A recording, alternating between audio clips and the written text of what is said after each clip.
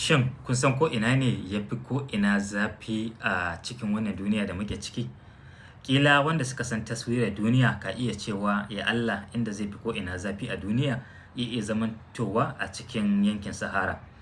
Ƙila wasu ka iya cewa ƙila ko ƙasar Nijar ko Libya ko Algeria ko Mali ko Burkina Faso ko kuma ƙila wasu su ce Mauritania ganin yadda ƙasar mafi yawancinta cikin Sahara ne.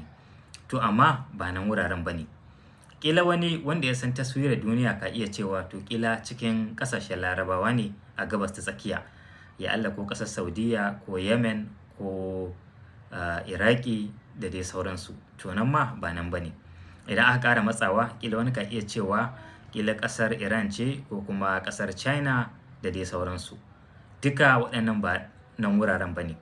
Inda ya fi ko ina zafi a duniya yana a cikin jihar California ne a ƙasar Amurka, wani waje da ake kira da Death Valley ko kuma Valley of Death, wanda da Hausa aka iya fassara shi kai tsaye a matsayin wani kwararo na mutuwa.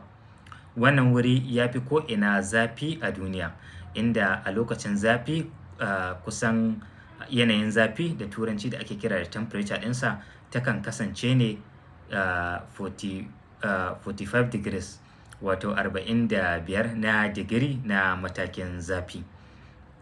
Shekarar da ta fi kowane zafi a tarihi a wannan wuri ita ce shekarar 1913, inda a matsakaiciyar yanayin zafi temperature ɗin average ya kama kimanin digiri 56, wanda hakan ya sanya wajen ya fi ko ina zafi a duniya.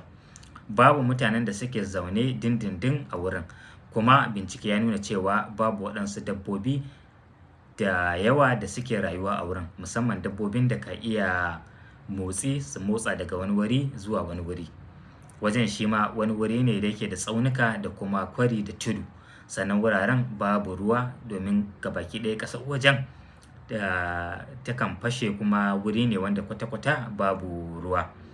Banda wannan wurare kuma akan iya samun wasu wurare a duniya waɗanda su ma sukan fuskanci zafi. Ya Allah ai zafi wanda ka iya kai wannan mataki ko ya sako. Amma dai wurin da kusan koyaushe zafi ne kuma yake kasancewa a wannan mataki shine wannan wuri da yake a ƙasar Amurka a jihar California, kamar yadda na bayyana muku.